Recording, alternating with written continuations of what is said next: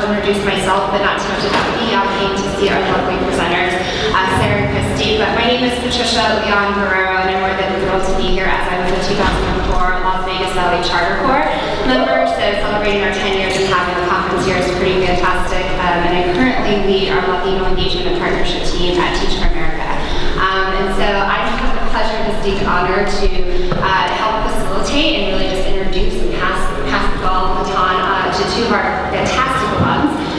When I think about the spirit of the conference and the vision, and I think about the focus on alums and what's absolutely necessary for our schools, we all know, and it's safe to say that there's not a cookie-cutter approach in ways in which we can address the gap. And these two fabulous ladies have been able to think about innovative and breakthrough ways around schools and systems that can ensure that we actually are doing more work to have a greater impact, to serve the diverse needs in such an inclusive way to our communities and address those. And so the structure of this is an ed talk. I encourage you guys to jot down your notes. If you have a strong service, it's a great time to raise your voice through social media and share out the great learnings that you will hear in the next half hour. Of course, you guys know the hashtags and whatnot, but enough about that.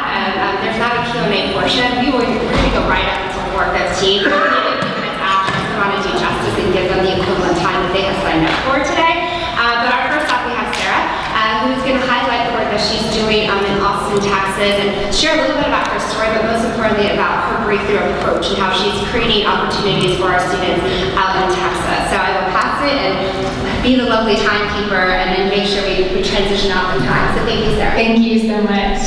Okay, so I have exactly 18 minutes. I'll make it quick. I grew up, most of my childhood was spent living in a single family household with my mom. Is it still sounding really bad? Should I stand over here? Oh, you're Yeah, really. Do I need the mic? No. Okay, so I grew up in a single family household with my mom, and I learned really early on that hard work does not equal success in our society, which is supposed to be a meritocracy. My mom worked really long, hard hours at Burger King, and I was still always acutely aware of how our experiences and opportunities were not the same as other families, depending on their income level.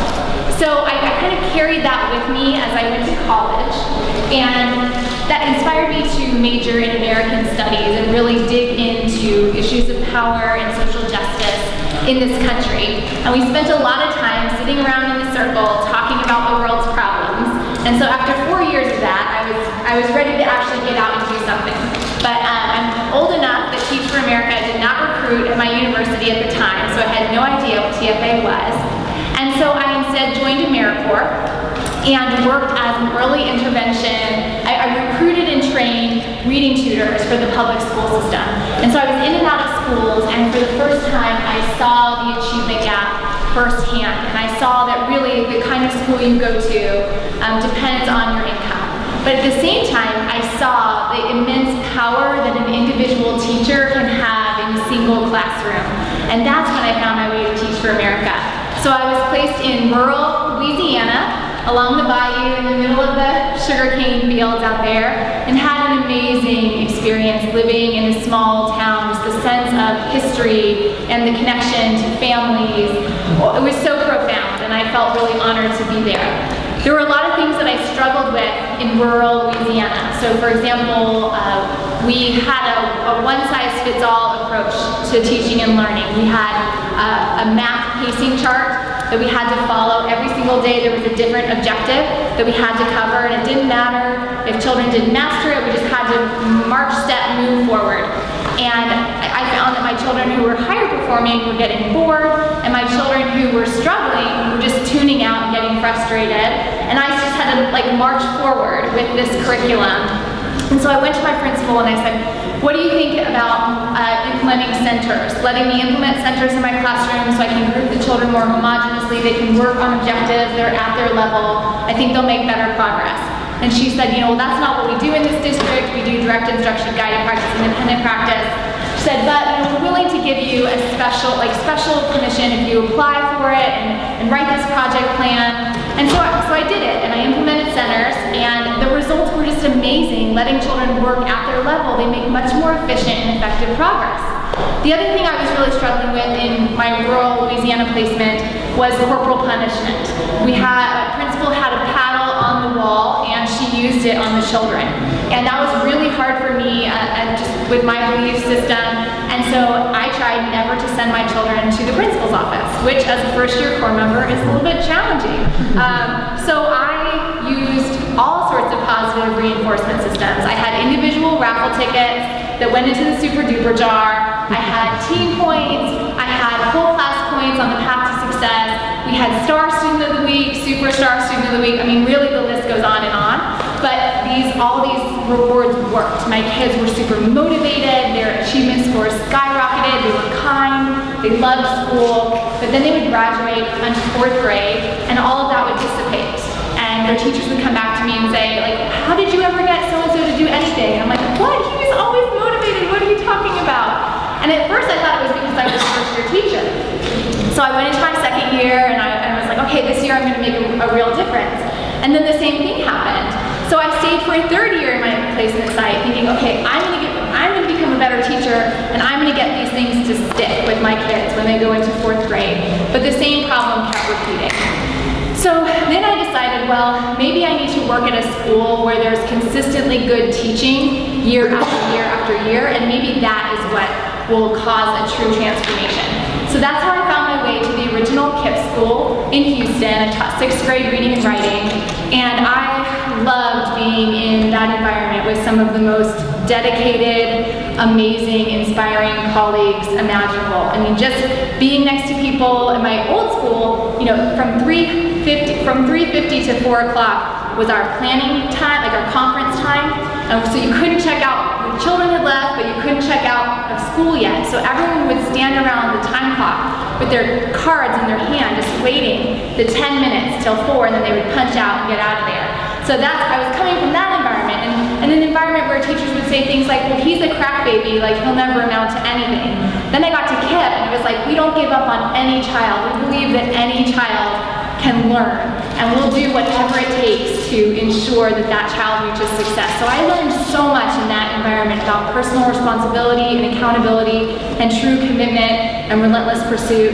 But at the same time, I still started thinking a lot about the factory model of education and trying to have everyone do the same thing at the same time in the same way. And also thinking about this Howard Fuller quote, which I love. He says, our job is not to prepare children for the 21st century. Our job is to prepare children to transform the 21st century. And so I started really thinking, like, how do we structure schools in a way that actually equips children to do that? Another issue that was coming up for me was just what felt like an overemphasis on obedience and compliance. And as a white woman teaching children of color, primarily children of color, I felt like I was replicating power systems and structures in society that I actually, not only do I want to undermine them, but I want my children to undermine them. And so it just felt like there was this mismatch between what school looked like inside our classroom walls and what the world needs to look like. So I started searching for something different. I did observations at elite private schools in Houston, and I just happened to walk into a Montessori classroom. It was for 4th, 5th, and 6th graders. And literally in 2 minutes, I just knew that my whole life needed to change. When I walked in, instead of looking like a factory environment with everyone sitting in a desk with the teacher at the front, it looked like a Google workplace. I mean, it looked like this. It was, and this is 4th, 5th, and 6th grade. This isn't like pre-K. There was a child sitting on the floor with a giant wooden board. He was holding beads in his hand and he was learning decimals. I'm like, wait a second, you're not chanting, you're not like memorizing an algorithm, like you're actually deeply understanding math. And there was another child who was studying her spelling words for the week by herself. Another child was meeting with the teacher to go over her goals. There was guacamole and vegetables on the counter when the children were hungry. They could serve themselves and clean up after themselves. There was a bathroom in the classroom. No one was lining them up and squirting the hand sanitizer in their hands and timing them. I mean, all things that I had done myself, that in the name of like efficiency and making more time for instruction. But just seeing like, oh wow, this looks like a microcosm of the world, and instead of being a sage on the stage, the teacher becomes a guide on the side. And it made so much sense to me suddenly. There's this Montessori article. It's called How Do You Create a 16-year-old who's responsible enough to drive and handle a car? And the article talks about, well, when they're infants and toddlers, you give them knives, and when they're in kindergarten, you give them needles, and then when they're in elementary, you give them matches. Like, this is kind of what Montessori does. It gives children immense freedom from a very young age, because the idea is that to be responsible with freedom, you need to learn how to handle it from a very young age. Back in my previous experience, we had talked a lot about breaking children down, how you break them down, and it's really structured and really controlled, and then you give them freedom, like in 7th and 8th grade, to prepare them from high school. But Montessori flips that whole thing on its head and says, if you want them to handle freedom, you give them freedom when they're really young and teach them how to handle it responsibly over time. So I went and got my Montessori certification and taught in public Montessori programs in Denver and then back in Houston. But being back in the public district, I missed the KIPP commitment. I was around colleagues that were making so many excuses for why children weren't learning, whether it was blaming the family or blaming the standardized test, and so many excuses, it's just heartbreaking. I mean, we just have to accept responsibility for what is within our control and ensure success for all children. And so that's really how the idea of Montessori for All was born. What Montessori for All is we aspire to be a national charter management organization. We have a 4-pronged approach to change. So the first prong is to open and lead high-performing, authentic Montessori schools in diverse communities nationwide. We really want to help, along with Christie schools, we want to help show the nation that there really is a way to emphasize educating the whole child, academically, intellectually, socially, emotionally, culturally, creatively, physically. The second thing we want to do is codify everything that we do, because there's not enough sharing that's happening between charter schools and district schools. So we want to codify everything so that we can share it out more readily. The third thing we want to do is start teacher training centers that blend Montessori certification with public state certification. And then finally, we want to partner with districts, because we know charter schools are not going to overtake the world. And so we want to get back into the district and say, okay, if you want to implement a new Montessori program or strengthen your existing Montessori program, here's the curriculum, here's a training center that you can send your teachers to. So that's what we're aspiring for.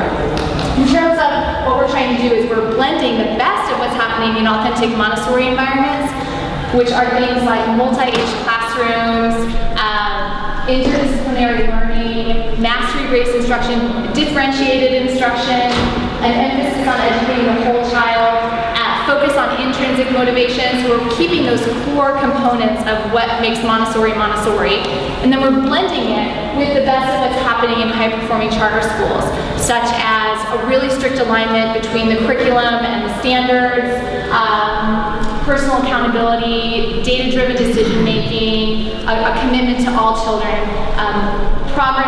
systematic progress monitoring to ensure that every child is progressing as they need to.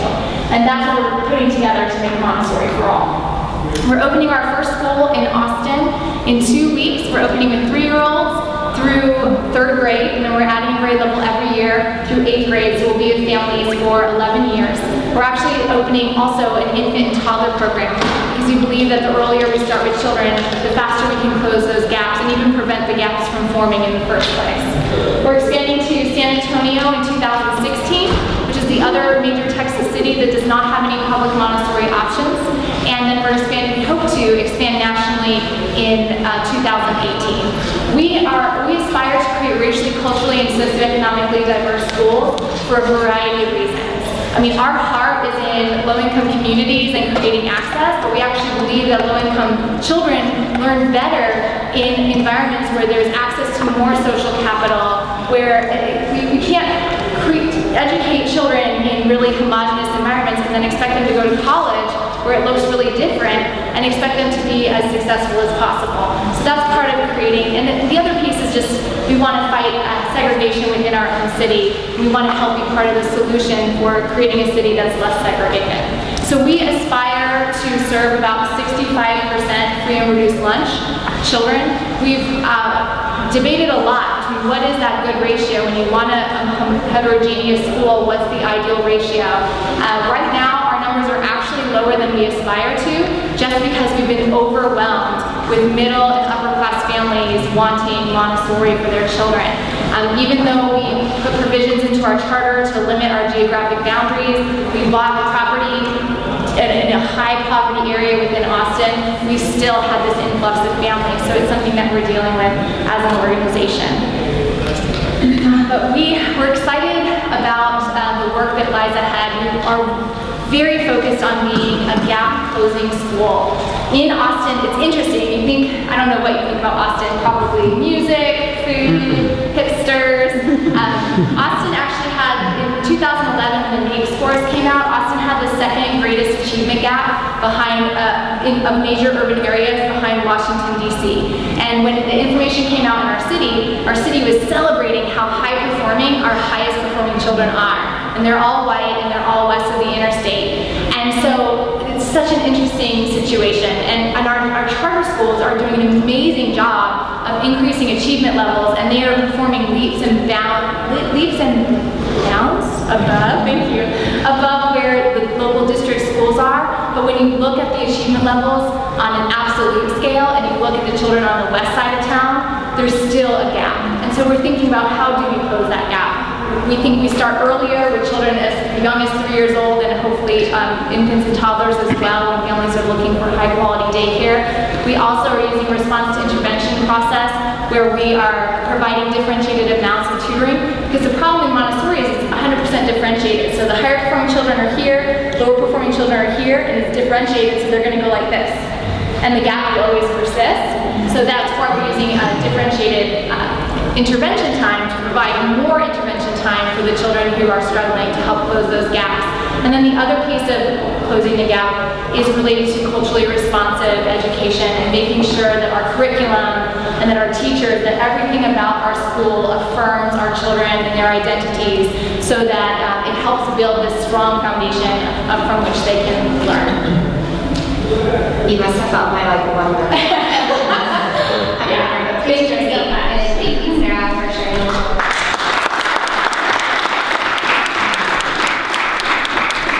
The super duper jar is where it's at, but kidding aside, appreciate your votes for super inclusivity for all learners. So next up, right on schedule, we have Christy Dragon, who former staff member, former alum, but I don't want to steal her thunder sharing her story. We'll talk about the work that she's doing. I'm sorry, it's right there. See my mouth. I'm going to try tonight. Let's see if I get it. Is this even on? Hey. Okay. If I start to get feedback, you guys give me a sign.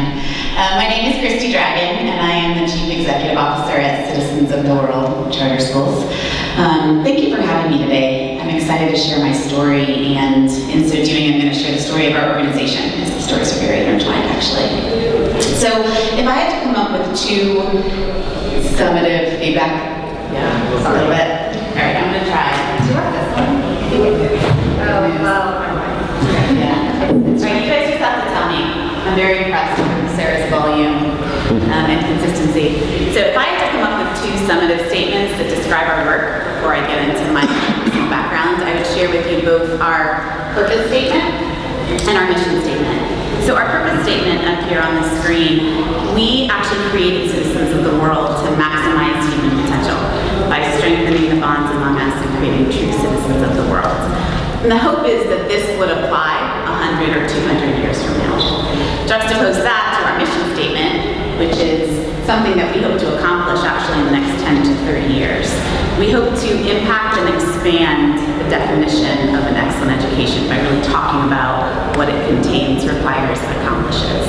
And I'm going to come back to both of these concepts as I tell our story, but I think they are a good frame for the work that we do. So I was born in Atlanta, Georgia. I'm actually mixed race, so my mom is from the Philippines. She's an immigrant from the Philippines, and my father grew up in Birmingham in some housing projects just outside of the city. And so as you might imagine, I'm gonna date myself here, but I grew up in the 70s. And so in Georgia, issues of race and class were very alive and well at our dinner table, given the background of my parents.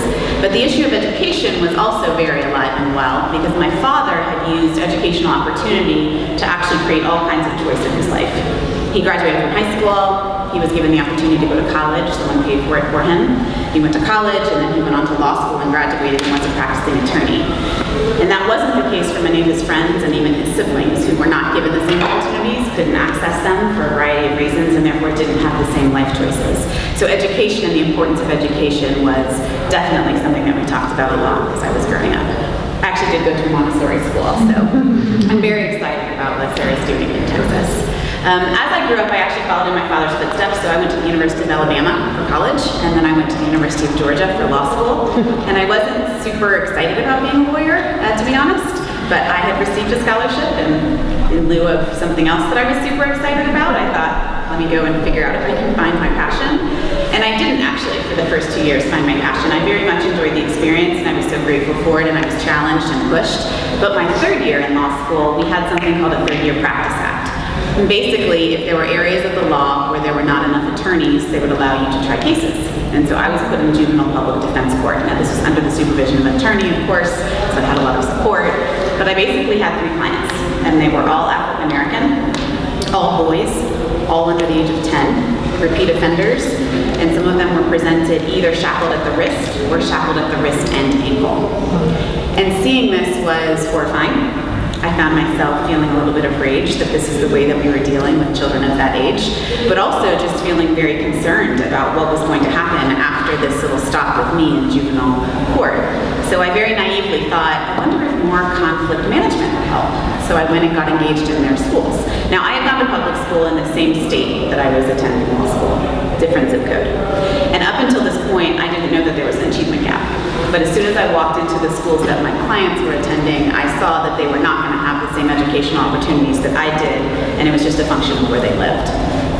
So I got very passionate about this idea of doing something about the problem that I now knew about. Dating myself again, we didn't have internet at home, and I don't think Google was around yet. So I was in the law library doing a LexisNexis search, literally just trying to figure out what kind of law, education mix can I find and dedicate my life to that. And I never did find something right at the intersection of those things, but I found Teach for America. And so I applied. Thankfully, I was accepted. I'm not sure that I would be accepted today. I was accepted then. And they sent me to California, and I taught 6th and 7th grade math in Linwood. And so Linwood is sandwiched just between Watts and Compton. And I'm sure, as many of you would say, it was a life-changing, incredible experience. And I vividly remember taking a roll of quarters and feeding them into a payphone on my middle school campus where I was a teacher and telling my dad, I found it. This makes me want to get up every morning. I leap out of bed to come to school. So no question that I was going to stay in education. And I never went back to actually practicing law. After teaching, I went to UCLA where I taught professional development. So I taught professional development in math, which is what I had taught as a teacher. And I did it for Linwood teachers, but I also was given the opportunity to do it for LAUSD teachers. Now, the Los Angeles Unified School District is second largest in the country. So I ended up working with 4,000 teachers over the few years that I was at UCLA. And the big learning that I took away from that experience is that in a district the size of LAUSD, there are so many different communities, and the contexts are so different, and where they are and their context is so different. And I found that, not surprisingly, when we took the time to actually authentically engage with community, to really understand what they needed, and to really aim to support them in a way that would be helpful, we were successful. When we shortcut that process or made those decisions all on our own, we struggled. We faced challenges and sometimes didn't meet our outcomes. So I took that lesson with me, actually, as I went on through my career. After UCLA, I became staff member at Teach for America, and I was the executive director in Los Angeles, and then I launched and managed a few of our regions on the West Coast, I think 7 in total, when it was all said and done, and learned some phenomenal things about growth, scope, and scale. Namely, for me, I used to think that growth and quality were always at odds. I had to really balance them. And I think on some level that is kind of true. But I learned at Teach for America that when you set out plans to grow in a really audacious or ambitious way, you can fuel the attraction of talent. So some people come and want to do something because you are expanding and growing. You can galvanize resources, specifically financial resources. And in some ways, by putting yourself out there and holding yourself accountable publicly, I think you actually can drive a culture of high quality, because more people know what you're doing and you're telling more people what you're trying to do. And so that lesson actually stuck with me. And as my professional life was meandering and I was doing these different jobs, my personal life was developing too. So I had my first child as a first-year corps member which I often say was probably not the most strategic thing. I'm glad that I had her. And then I had my second child as a first-year executive director. We brought in a foster child temporarily shortly after that, and then I gave birth to my third child a few years later. So I was navigating the system as a parent as well as a professional, and I do think that that's been one of the greatest gifts and challenges for me. Because what I was finding is that, as opposed to the place that I grew up, which was really segregated, we lived in Hollywood, California. So I had this idea that my kids were going to access these amazingly diverse schools, and I thought that because our parks were really diverse, the Trader Joe's is diverse, the drugstore is diverse, and it's diverse in every way. It's racially diverse and ethnically diverse, diversity of language, political, religion, right? So I was surprised actually when I drew this big box around our house and found that many of the schools were low performing and hardly any of the schools were diverse. And that didn't make sense to me. And it didn't make sense on two different levels. Professionally, I found myself getting very concerned that whole sectors of our population were pulling out of public education and taking with them their resource, their time, their energy, and their commitment to making the system great. I also just worried as a parent because we have a set of values, and contained within those values are academic rigor and diversity, and the thought of actually choosing a school that wholly left one of those out just didn't seem like an option I could live with. So I basically set out to create the school that I couldn't find for my kids, and of course it would be really diverse, and of course it would be really engaging of the community, and it would ideally be really rigorous.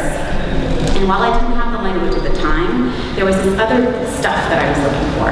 That other stuff has really become part of what's driving the mission of Citizens of the World now. So I wanted my kids to actually spend time reflecting on who they are. I wanted them to feel responsible for developing themselves. I wanted my kids to think about their relationships with others. So I wanted them to be able to collaborate and work together across lines of difference in ways that are really sophisticated. And I wanted my kids held accountable to having conversations about the role they play in the world, in the larger society, and the responsibilities that come with that. And at Citizens of the World, we are trying to put those things into the curriculum. In 2009, I was very, very lucky because I ran into Mark Gordon, who was actually my board chair when I was the executive director in Los Angeles. And he was so fired up about this idea, and Mark just has this belief that when people find their passion, they can really do anything. He agreed to fund fully the start of our flagship school, Citizens of the World Hollywood. So we opened Citizens of the World Hollywood in 2010. We opened at kindergarten through first grade, but we made a public commitment to go to 12th grade. And we can't actually get authorized to go to 12th grade, you have to go 5 years at a time. But we wanted families to know that we want to show a trajectory all the way to college, because we think that's one thing that actually helps to maintain the diversity. People don't have to start panicking and looking for other options. Shortly after opening that school, the demand exceeded the number of spots, so we had more applications than we did seats. And when our first round of standardized test scores came out, that school was performing in the top 6% of LAUSD elementary schools. There are about 840 schools in LAUSD. So again, it's the second largest school district in the country. So we were, again, very fortunate. We were joined by two other champions, Chris Foreman and Cam Starrett. Now, to this day, Mark Gordon, Chris Foreman, and Cam Starrett make up the National Board of Citizens of the World. And together, we launched this national network of schools. We made some commitments during those very early days. One commitment was we were only going to go to places or apply to open schools anyway, in places that were naturally diverse. So sometimes I talk and I think people walk away thinking we have some magic mix, right? Like this percentage of this and that is ideal diverse conditions for education. That's not true at all. We just see a lot of really diverse neighborhoods where the richness of that diversity naturally exists. So we seek to match it in our schools. We made a commitment that we would develop a local autonomy element of our governance structure, as well as a high accountability, exceptional quality element of our structure. So our charter structure is different than most charter management organizations. We call it a gradual release of responsibility, but it really does seek to balance two things that we value very much: local leadership and exceptionally high-performing schools. And then finally, we set out to think about growth, scope, and scale, taking some of the lessons learned from Teach for America, and making a commitment to try to operate in multiple cities, because we thought that, and still do believe, talent would be attracted to the model, but most importantly, we would be holding ourselves out there accountable, telling people publicly what we hope to do, and then hopefully delivering on that. That was in 2011. So here in 2014, we have 3 schools in California, we have 2 schools in New York, and we are actively talking to other cities about expansion and growth. And what's fascinating about the other cities is most of them are people who've come to us either leaders in the community or in one case, a group of parents that got together in their neighborhood and put together a request for proposal to find a school like ours. And we happened to win their request for proposal. But it is the spirit of partnership that's very exciting to us when we think about expansion. And to give you some of our statistics, because I know data is super important, if I had to give you the demographics of the school, now this is network-wide, so this is across all 5 schools, so it will vary from school to school. We are, as you can see, about 38% of our children identify as Caucasian, about 21% African American, 27% Latino, Latina. We have just over 50% of our kids qualifying for free introduced lunch, about 10% receive special education services, and about a fourth of them are designated as English language learners. And I'll tell you that people said this was impossible. And they had all kinds of reasons that this was impossible. Because people don't really live near each other, because at the end of the day, people don't really want to go to school together. Well, in addition to these stats, I'll share with you our applications. So in Los Angeles, we had 2,300 applications for just about 220 spots, 221. And then in New York, 869 for about 172. So for every open seat, we're getting between 5 and 10 applications. And what's interesting about all of that, I've talked about our academic data, I've talked about the diversity that we accomplished, and then these are our achievement stats, our application stats. People still ask me if our schools are necessary. And when I hear that question, I really hear, does it really matter what you're doing, right? Is it important? And it's very hard for me to talk about whether what we're doing is important without talking about equity and opportunity. And I know I'm preaching to the choir here, but there's an achievement gap, and that achievement gap leads to life opportunity gaps. And I deeply believe that we have to do something about that. And I really want to make sure that everything I say here today leaves a strong impression that I want to do something about that. But the truth is, I don't think that the achievement gap alone and focusing on the achievement gap alone is going to be enough. And I said earlier in a panel that I was on with Sarah, I get a little nervous talking about that because I'm afraid people are going to hear in some way that I don't value test scores or I don't value data or I don't think we should be talking about achievement, and that's not the case at all. But I do think we have to expand this definition of academic excellence. And it has to start to include things like the things I was looking for as a parent. It has to include whether children are able to develop themselves, whether they feel responsible for that. It has to include whether they can work together. And it has to include their responsibility to the larger society. So while we're trying to pull these concepts into the classroom, I will tell you, it is very hard. And at some level it makes sense that it's hard because we're asking our kids to do things that we as adults haven't really figured out yet. I mean, I don't really know if, as adults, we can celebrate diversity. And I look at our history as a country of race relations as a case in point example of that. On some days, I'm not even sure that we as adults can handle differing opinions without either polarizing or trying to annihilate one another, right? And I'm hungry for the day that we actually can engage in real, authentic debate as the norm, rigorous debate. And I'm not saying that we should all agree, because my guess is that while we all chose to come here to the conference with this title and come to this session, there still is lots of disagreement in this room about how to get things done. But my hope is that we could learn how to entertain ideas that are very different than our own, without accepting or rejecting them. And my hope is that when we do that naturally, or if we educate a citizenry of children who can do that and lead one day, that things like the government shutting down won't happen anymore, right? That when a professional athlete decides to come out and say that he identifies as homosexual, the worldwide comments that are posted for everyone to read are not filled with hate. Maybe they're really tolerant. Or maybe even for those who don't agree with his choice, there's an expression of love. So we're asking ourselves, what would our kids have to be learning today to avoid some of these problems that we see as adults? And what that looks like at 5 years old is talking to them about how they feel and making sure they know they're responsible for managing that and making sure they understand that when they react emotionally, it has an impact on other people, and that impact does actually mean that you may collaborate more or less in the future. So we have peace corners, and you'll see a 5-year-old stand up and move him or herself to the peace corner and calm down so as to avoid the reaction that might then affect collaboration in the future. It also looks like some of our teachers using computer-generated maps called social emotional maps And they're actually based on surveys that kids take and surveys that teachers give input on, and they show connections between students. And so you can actually see what students are connected to what students. You can see who's not connected to anyone, who's really isolated. You can use that as a comparison when you're thinking about achievement data. Or you can just look to see if those connections are based on anything in particular. Are they based only on performance?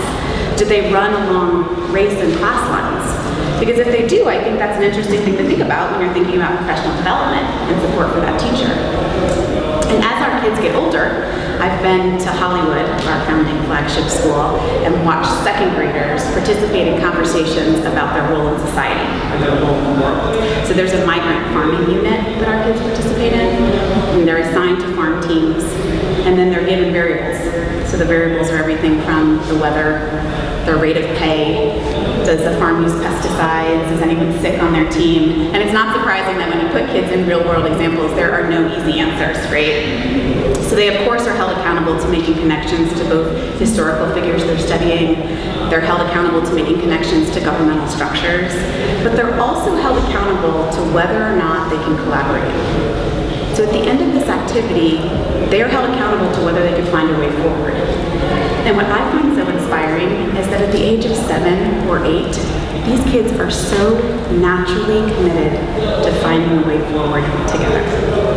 And that gives me great hope. Because I do think that we will be operating in a very different world when, of course, graduates are coming out with proficient and advanced scores and competency ratings, but they're also coming out with measures on whether they can collaborate, measures on whether they have cultural competence, measures on whether they're courageous, measures on whether they can embrace the unknown. Do they have a set of values that they've developed that they use to apply to the choices they make in life? We should be measuring that. And I can kind of hear in the back of my mind, but Christy, how do you measure that? I have no idea. I don't know.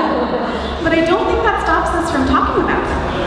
I actually think we could all decide to step back and say, what is an excellent education in the broadest definition? What is integral? What is non-negotiable within that definition? And as we have that conversation, we are absolutely going to be talking about content mastery and skill acquisition. We're even going to have to get into politics, right? We're going to have to talk about policies and seat time. But my hope is that you'll start to hear language around things like love and compassion and joy and persistence. All the things that I think actually are really required if we want kids to not only have all this knowledge they've attained, be able to apply it, but to do so in a way that means they're going to try to navigate meaningful lives for themselves, knowing that the choices they make are probably going to be pretty unique, but those unique talents are potentially what's going to maximize us as a country and our success as a world. And so my hope is that while they're navigating this path, they're doing so as true citizens of the world. And that, to date, is my story, the story of the organization, and I'm just very grateful to share it with you today.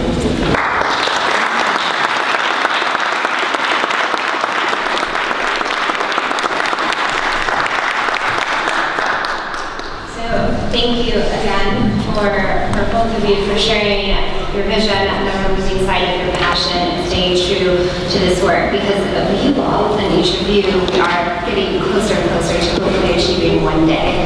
And that concludes our Ed Talk. Sort of share your reflections through Twitter and whatnot. And we're now welcome to go and transition to your next session. So thank you. And please thank me again, or join me in thanking again our